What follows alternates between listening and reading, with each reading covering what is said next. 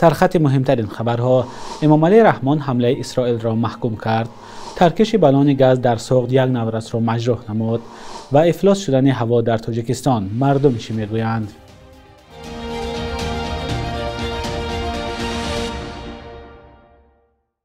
سلام بینندگان عزیز، با آخرین خبرهای تاجیکستان و جهان در خدمت شما هستیم. امروز 16 سپتامبر سال 2025 است. امام علی رحمان رئیس جمهوری تاجیکستان حمله اسرائیل به پایتخت قطر را محکوم کرده آن را تجاوز به صاحب استقلالی و تمامیت ارضی قطر گفته است. پرزیدنت تاجیکستان 15 سپتامبر در نشست سران کشورهای سازمان همکاری اسلامی در شهر دوحه گفت که کشورش عمل تجاوزکارانه را که پایمالکنی دغلانه و آشکار حقوق بین المللی و اصولهای بنیادی آیین‌نامه سازمان ملل می باشد قاطعانه محکوم می کند. پیش از این وزارت کارهای خارجه تاجیکستان نیز حمله اسرائیل به پایتخت قطر را محکوم کرده بود. نیروهای هوایی اسرائیل روز 9 سپتامبر به قرارگاه گروه حماس در شهر دوحه پایتخت قطر حمله کردند.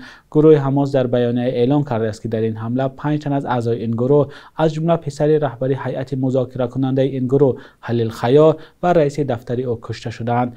اعضای هیئت مذاکره کننده حماس از این حمله جان سالم به در بردند.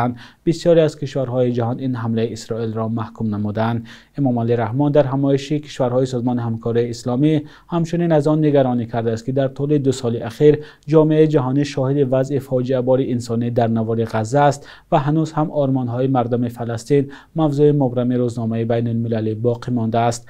جنگ نوبتی میان فلسطینی‌ها و اسرائیل روز 7 اکتبر سال 2023 با حمله گروه حماس به اسرائیل آغاز شد. طبق آمارهای اسرائیل در این حمله حماس 1200 نفر کشته و حدود 251 تن دیگر به گرفتار گرفته شدند. بر اساس اعلان مقامات محلی فلسطینی از آن زمان تا کنون بیش از 64000 نفر که اکثرشان غیر نظامی هستند در حمله های اسرائیل به نوار غزه کشته شدند. در پی ترکش بالون گاز در ولایت سوخت یک نورس 13 ساله جراحت برداشته است. به اطلاع کمیته حالات فوق‌العاده حادثه صبح 14 سپتامبر در ناحیه جبار رسول رخ داده است. به گفته منبع با سبب‌های نامعلوم در منزل مهراج صمدوف بالون گاز کشیده است. یک باشنده 13 ساله این خانه جراحت برداشته است و به گفته مقامات فعلا زیر نظارت پزشکانه است. مقامات گفتند که سبب ترکش گاز را معین می‌کنند. در تاجیکستان ساکنان برای آماده نمودن غذا از گاز مایع استفاده می‌برند. ترکش بالون گاز در گذشته هم رخ داده بود و سببگار جراحت برداشتن ساکنان گشت. در تاجیکستان مرکز ملی ضد دوپینگی تشکیل شده است تا اجازه ندهد ورزشکاران از داروهای نیرودهنده استفاده برند. قرار حکومت آخر ماه آگوست صادر شده. رده آزادی 16 سپتامبر با محتوای آن شناس شد. در سند آمده است که مرکز ضد دوپینگی در نزد کمیته جوانان و ورزش تشکیل شده است. حکومت به وزارت مالیه دستور داده است که برای فعالیت مرکز ضد دوپینگی از بودجه کشور مبلغ جدا کند. جزئیات بیشتر درباره این مرکز ضد دوپینگی و شیوه فعالیت آن فعلا معلوم نیست. موضوع تأسیس اداره که استفاده داروهای نیرودهنده را در تاجیکستان نظارت کند هنوز از سال 2016 بحث میشد. در گذشته چندین ورزشکاران تاجیک برای استفاده از داروهای نیرودهنده یا دوپینگ مجازات شده بودند. از جمله سال 2018 5 ورزشکار تاجیک به استفاده دوپینگ متهم شدند. اینچنین دلشاد نظرف قهرمان بازی‌های المپیک سال 2016 از نبود گرزاندازی نیز پیشتر به استفاده دوپینگ گمانبر شد، هرچند خودش این را رد کرده بود. امید حسنبکov عضو دسته منتخب سامبای تاجیکستان هم برای استعمال دوپینگ یا مواد داروواری برای ورزشکاران ممنوع تا 6 فوریه سال 2023 از حق شرکت در مسابقه‌های بین المللی محروم شده بود. از این پیش خبر استعمال مواد ممنوع از جانب 2 ورزشکار تاجیکستان، خورشید بگنظرov عضو منتخب جوانان فوتبال کشور و زلیمخان یوسفوف عضو منتخب گشتی آزاد رسانه شده بود. طبق پیشبینی هواشناسان تاجیک از 13 تا 16 سپتامبر در بسیار منطقه‌های تاجیکستان هوا پر از چنگ و غبار خواهد شد. سالهای اخیر هوای گرم و خاکبارش پیدر هم در تاجیکستان سبب افزایش بیماری‌های راه‌های نفس شده است. در این چند روز اخیر هم هوا غبارآلود در برخی گوشه‌های کشور به نظر می‌رسد و ساکنان هم گاهی تلاش می‌کنند از چنین وضع خود را امن نگه دارند. خبرنگاران رادیوی آزادی از ساکنان در دوشنبه پرسیدند که از آلوده شوی پیوسته هوا که باعث خروج بعضی بیماری‌ها می‌شود چگونه خود را حفظ می‌کنند. با هم ببینیم که ساکنان چه پاسخ دادند. ما کسای خب کسای زوب دارم خودم کم کم نفس میگیره دیگه چیکار؟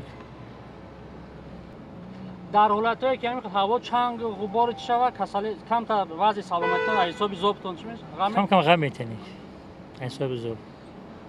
ما کسای خب کسای زوب دارم خودم کم کم نفس میگیره دیگه چیکار؟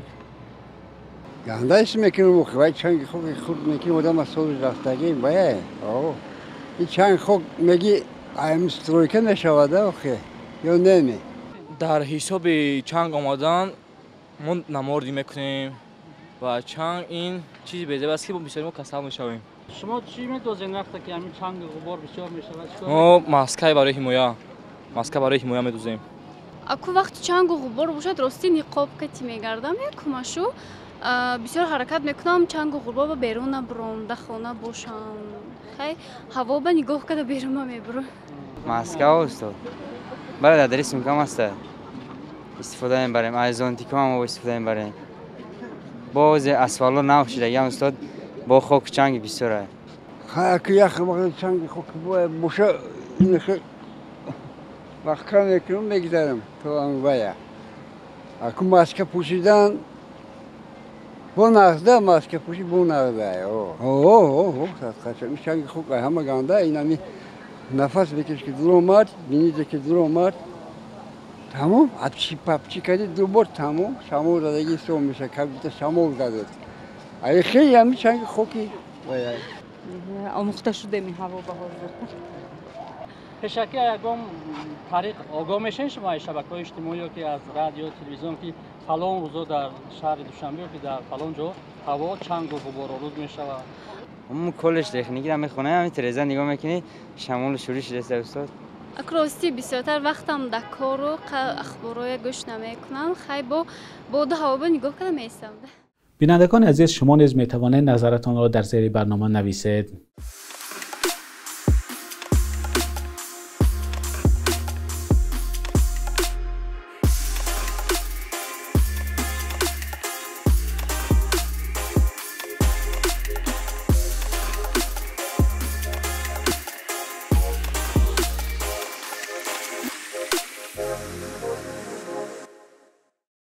در دوشنبه بار اول جام جهانی سامبو دایر می شود. در جام جهانی سامبو که روزهای 20-21 سپتامبر در مجمع ورزشی دانشگاه ملی تاجیکستان برپا می گردد، کشتیگیران زورترین از کشورهای مختلف اشتراک خواهند کرد. به اطلاع فدراسیون بین المللی سامبو تا حالا نمایندگان 9 کشور قزاقستان، قرقیزستان، تاجیکستان، ترکمنستان، ازبکستان، بلاروس، بلغارستان، مجارستان و روسیه برای اشتراک در جام جهانی سامبو در دوشنبه درخواست کردند. و برنامه جام جهانی سامبو رقابت‌ها از روی 14 وزن بین مردان و زنان در سامبوی ورزشی و همین مقدار در سامبوی رزمی داخل شده است.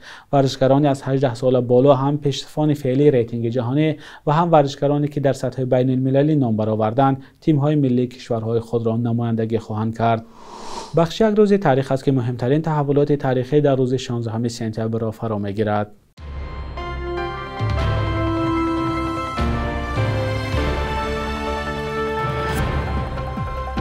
16 سپتامبر سال 1997 комиссия оштии миллӣ таъсис шуд ки ба он 13 намояндаи давлат ва мухолифон ду ҷониби ҷанги дохилии солҳои 90 тоҷикистон аъзо шуданд. Саид Абдуллоҳи Нурӣ, раиси ҳизби Наҳзати Исломӣ, раҳбари он ва муовини раиси маҷлиси олӣ Абдумаҷид Достиев муовини ин комиссион шуданд. таҳияи тарҳи ислоҳоти қонуни асосӣ, қонуни интихоботи маҷлиси миллӣ, назорат ва иҷрои барномаи ҳамоиши нирӯҳои мухолифон бо давлат аз корҳое буд ки ин комиссион баъди имзои созишномаи сулҳи тоҷикон анҷом додааст. 16 сентябри соли 2008 ширкати бритониёи Ernst & Young ба аудит ё санҷиши фаъолияти Бонки Миллии Тоҷикистон шурӯъ кард. Аудит бо талаби сандуқи байналмилалии пул барпо шуд ки дар моҳи марти соли 2008 душанберо дар додани маълумоти ғайривоқеӣ ба хотири дарёфти қарзҳои бо имтиёзи ин ниҳоди молия айбдор кард ва баъди ин сандуқи байналмилалии пул додани қарзҳои бо имтиёз ба Тоҷикистонро бас карду Тоҷикистон барои қарзгирӣ ба Чин рӯ овард. 16 сентябри соли 1937 зодрӯзи зилзилашиноси маъруфи тоҷик Собит Неъматуллоев аст. Неъматуллоев яке аз муҳаққиқони собиқадори масъалаи зилзилахез будани хоки Тоҷикистон аст ва давоми 40 сол раҳбарии пажӯҳишгоҳи зилзилашиносии Академияи илмҳои Тоҷикистонро ба дӯш дошт. صبح امروز در بانک تجارتی تاجیکستان 1000 روبل روسیه به 111-112 سومانی برابر از 100 دلار آمریکایی باشد تا 945 سومانی ارزش دارد. قرب رسمی بانک ملی تاجیکستان برای امروز 16 سپتامبر چنین تعیین شده است.